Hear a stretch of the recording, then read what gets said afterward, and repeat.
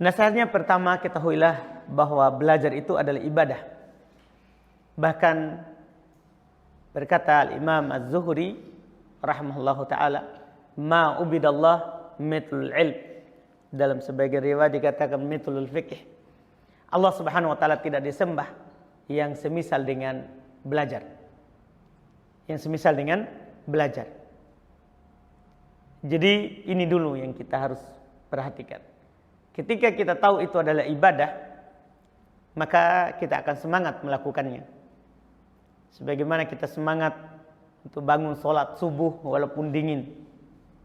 Kenapa kita bangun walaupun dingin? Karena kita yakini itu adalah ibadah kepada Allah. Itu adalah ibadah kepada Allah. Itu adalah akan mengantar kita kepada surga. Kalau kita jaga sholat 5 waktu, maka kita akan masuk surga. Akan dibersihkan dosa-dosa kita.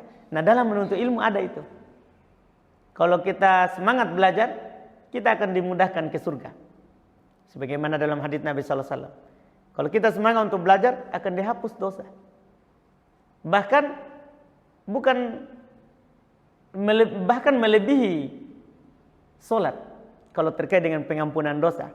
Karena bukan dosa kita digugurkan, seluruh di alam ini akan memintakan ampun untuk kita. Nah, ini kalau kita yakini, insya Allah kita akan semangat di dalam menuntut ilmu.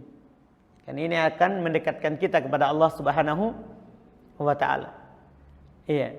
Kemudian juga di antara yang membuat kita semangat adalah kita harus pikirkan belajar ini berarti kan kita mengambil warisan Nabi. Yang mana kita untuk apalagi masa ini kita tidak bertemu langsung dengan Nabi SAW. Iya, itu mustahil, tidak bisa lagi kita lakukan. Tapi kemuliaan Allah Subhanahu wa taala tetap kita bisa dapatkan. Yaitu dengan belajar.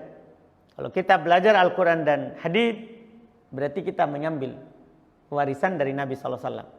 Yang mana Nabi katakan, "Man aqadahu faqad aqada bihaddin wafir." Siapa yang mengambil warisan berupa Al-Qur'an, hadis, maka dia telah mengambil warisan dengan bagian yang banyak. Berapa yang kita ambil dalam ilmu ini, segitulah bagian kita dari warisan Nabi sallallahu alaihi wasallam. Ini 3 poin mungkin yang bisa memberikan kita semangat untuk belajar dan tetap belajar sampai kapanpun dan dimanapun. Sampai kapanpun dan dimanapun. Imam Ahmad rahimahullahu ta'ala, beliau Imam Ahmad ditanya, ila mata, sampai kapan kamu seperti itu? Bawa pulpen, bawa lembaran. Beliau bilang minal mahbaro ilal makbaro. Dari ayunan, dari bayi, kalau bisa dari bayi, sampai ke makbaro, sampai masuk kuburan. Itulah orang belajar. Harus bersemangat. Dari kecil sampai besar. Tidak ada dibilang saya sudah senior, sudah ikhwah kibar, ikhwah lama, tidak taklim lagi. Tidak.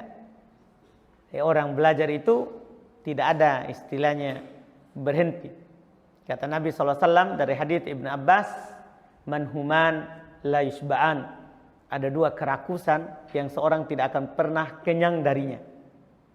Ada 2 kerakusan yang tidak akan pernah kenyang darinya seorang.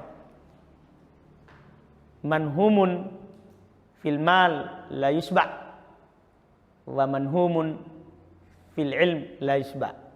Kerakusan terhadap harta itu tidak akan pernah kenyang. Orang kalau sudah punya 1 mobil, itu belum tentu cukup. Pasti dia mau mobil yang kedua. Sudah punya yang kedua, tidak mau lagi yang ketiga. Seperti itulah. Karena dia memang tidak akan pernah kenyang. Yang kedua, kerakusan dalam ilmu. Tidak akan pernah kenyang.